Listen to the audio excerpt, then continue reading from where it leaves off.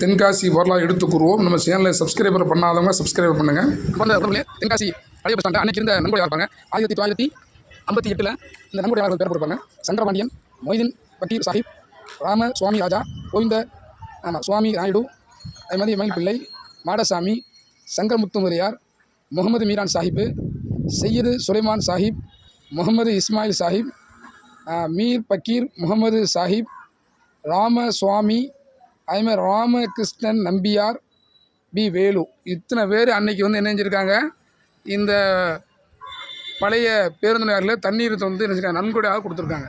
இந்த வரலாறு இன்றைக்கி வந்து மறைக்கப்பட்டிருக்க. அன்பான உறவுகளே, அன்பார்ந்த உறவுகளே, தென்காசி வரலாறை நினைவு கூறுவோம்.